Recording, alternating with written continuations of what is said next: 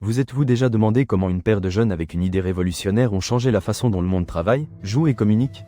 Voici l'histoire de Microsoft, un empire technologique construit sur des bits, des octets et une ambition sans limite. L'origine, l'histoire commence à Albuquerque, au Nouveau-Mexique, en 1975. Deux jeunes, Bill Gates et Paul Allen, deux amis inséparables, partagent une passion, l'informatique. À cette époque, les ordinateurs étaient des machines énormes, coûteuses et réservées aux universités et aux entreprises. Mais Gates et Allen ont vu quelque chose de plus, un avenir où chaque personne aurait un ordinateur sur son bureau, chez elle.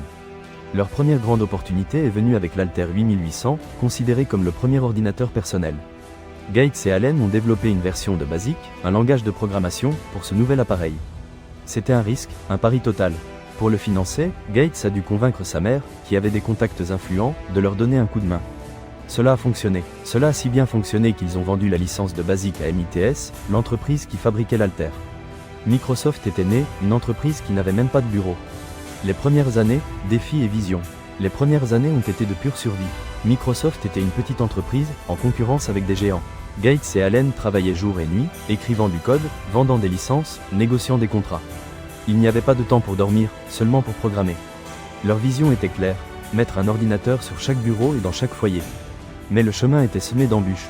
L'un des plus grands défis a été la naissance de l'IBM PC en 1981.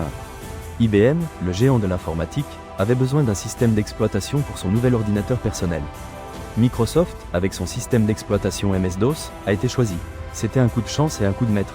Au lieu de vendre MS-DOS exclusivement à IBM, Microsoft a conservé les droits, ce qui leur a permis de le licencier à d'autres fabricants. Cette décision stratégique a été essentielle à leur future domination. Croissance et expansion, l'ère Windows. Les années 80 ont été une période de croissance exponentielle.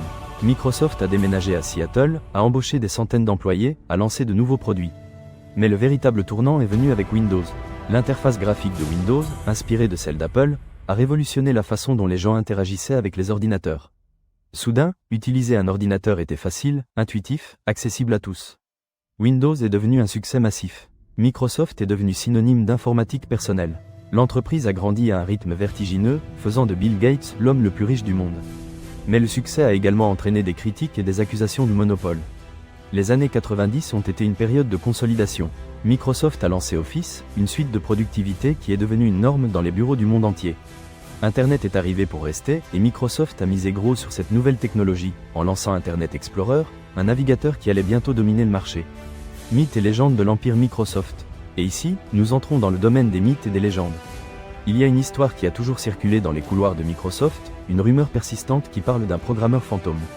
On dit que dans les premières années, lorsque l'entreprise était petite et les ressources limitées, un programmeur anonyme, un génie solitaire, a écrit une grande partie du code de MS-DOS. Certains disent que c'était un employé mécontent, d'autres que c'était un hacker engagé en secret. La vérité est que personne ne sait qui était ce programmeur fantôme. Mais sa légende reste vivante, alimentée par la complexité et le génie du code de MS-DOS. Réalité ou fiction, nous ne le saurons jamais avec certitude, mais l'histoire du programmeur fantôme est un rappel des origines modestes et de l'innovation audacieuse qui ont propulsé Microsoft. Un autre mythe, beaucoup plus contemporain, parle d'une concurrence féroce, presque impitoyable, au sein de Microsoft. On murmure sur des équipes qui sabotent le travail des autres pour avancer, sur des projets brillants qui ont été enterrés par des luttes internes. La réalité, comme souvent, est plus complexe. La concurrence existe dans toutes les grandes entreprises, mais chez Microsoft, cette concurrence a souvent été utilisée comme moteur d'innovation. Situation actuelle, un géant en évolution. Aujourd'hui, Microsoft est bien plus que Windows. C'est une entreprise diversifiée, avec une présence dans le cloud, Azure, dans le monde des jeux vidéo, Xbox, dans le développement de l'intelligence artificielle. Bill Gates n'est plus aux commandes, mais son héritage reste vivant. Microsoft est une entreprise en constante évolution, s'adaptant aux changements du marché, investissant dans de nouvelles technologies. L'entreprise a su se réinventer, surmontant les crises et s'adaptant aux nouveaux temps. Maintenant, avec Satya Nadella à la tête, Microsoft s'est concentré sur l'intelligence artificielle et sur le cloud, pariant sur un avenir où la technologie sera encore plus omniprésente. Microsoft, un nom qui résonne dans chaque coin de la planète. Une entreprise qui a façonné le monde numérique, qui a démocratisé la technologie, qui a créé un empire. Mais derrière chaque ligne de code, derrière chaque produit innovant, il y a des personnes, il y a des rêves, il y a des défis. Parce que parfois, derrière un simple logo, il y a toute une histoire que peu connaissent. Et vous, connaissiez-vous cette histoire ? Quel mythe de Microsoft vous a le plus surpris ? Dites-le nous dans les commentaires et n'oubliez pas de vous abonner pour découvrir d'autres histoires fascinantes de vos marques préférées.